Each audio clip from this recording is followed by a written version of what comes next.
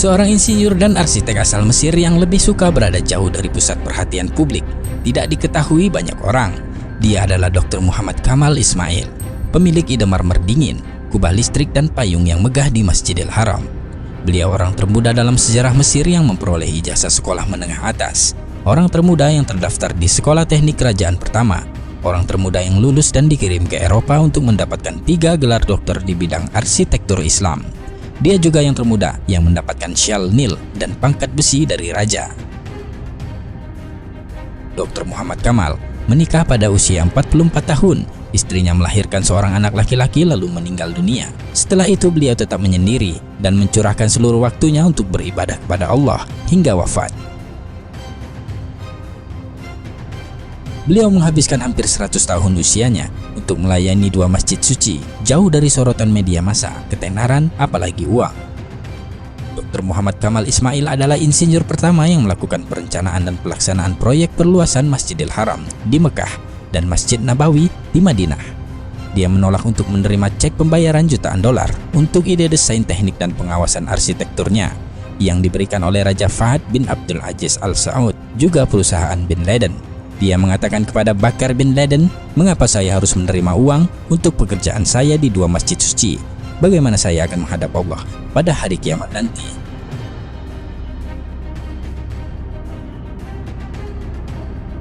Dokter jenius ini memiliki kisah ajaib atas kuasa Allah yang menakjubkan dan luar biasa sehubungan dengan batu marmer yang dipakai untuk lantai Masjidil Haram, juga Masjid Nabawi.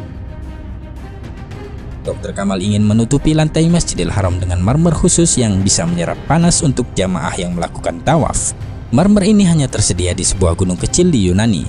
Beliau lalu pergi ke Yunani dan menandatangani kontrak untuk membeli marmer dari hampir setengah gunung tersebut, jumlah yang cukup untuk lantai Masjidil Haram. Beliau menandatangani perjanjian tersebut dan kembali ke Mekah. Setelah 15 tahun selesai pembangunan di Masjidil Haram, pemerintah Saudi memintanya untuk menempatkan jenis marmer yang sama di Masjid Nabawi di Madinah.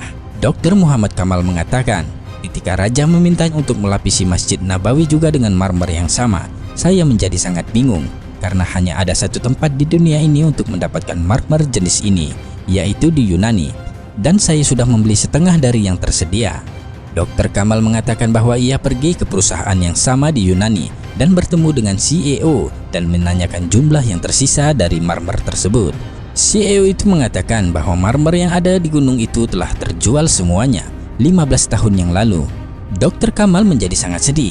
Ia melangkah keluar dan ketika hendak meninggalkan kantor mereka, ia bertemu dengan sekretaris kantor. Dr. Kamal memintanya untuk memberitahu keberadaan orang yang membeli sisa jumlah marmer tersebut. Sekretaris itu menjawab bahwa akan sulit untuk mengetahui dari catatan yang sudah sangat lama. Atas permintaan Dr. Kamal, ia berjanji akan mencari berkasnya. Dr. Kamal kemudian memberikan alamat dan nomor hotelnya dan berjanji akan mengunjunginya kembali keesokan harinya.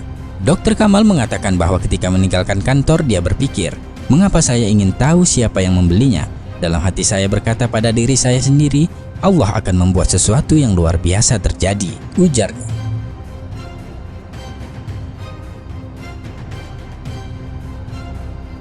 Keesokan harinya, beberapa jam sebelum berangkat ke bandara, Dr. Kamal menerima telepon dari sekretaris perusahaan itu yang mengatakan bahwa dia telah menemukan alamat pembeli. Dr. Kamal pergi ke kantor mereka dengan langkah lambat sambil berpikir, apa yang akan saya lakukan dengan alamat pembeli tersebut? Karena sudah bertahun-tahun berlalu. Dr. Kamal sampai di kantor dan sekretaris memberi alamat perusahaan yang membeli sisa marmer tersebut. Dr. Kamal mengatakan bahwa jantungnya berdegup kencang saat mengetahui bahwa perusahaan yang membeli marmer tersebut adalah perusahaan Saudi Arabia.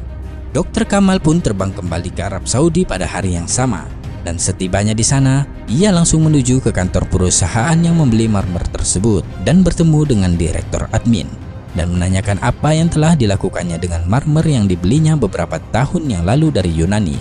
Direktur admin berkata, "Saya tidak ingat." Dia lalu menghubungi bagian gudang dan bertanya tentang marmer putih dari Yunani, dan mereka mengatakan kepada Dr. Kamal bahwa semua jumlah marmer yang dibeli 15 tahun yang lalu masih ada dan tidak pernah digunakan.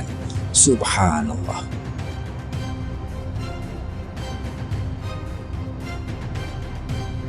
Dr. Kamal mulai menangis seperti bayi, dan selanjutnya dia menceritakan kisah lengkapnya kepada pemilik perusahaan. Dr. Kamal memberikan cek kosong kepada pemilik perusahaan dan memintanya untuk menuliskan jumlah yang diinginkan. Ketika pemilik perusahaan mengetahui bahwa marmer tersebut adalah untuk Masjid Nabawi, ia berkata, "Allah membuat saya membeli marmer ini dan melupakannya karena marmer ini dimaksudkan untuk digunakan di Masjid Rasulullah." Allah.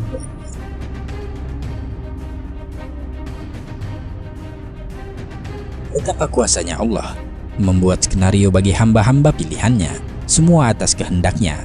Dr. Muhammad Kamal Ismail meninggal pada 2 Agustus 2008. Semoga Allah menempatkan beliau di tingkat tertinggi di surga Firdausnya kelak. Amin ya rabbal alamin.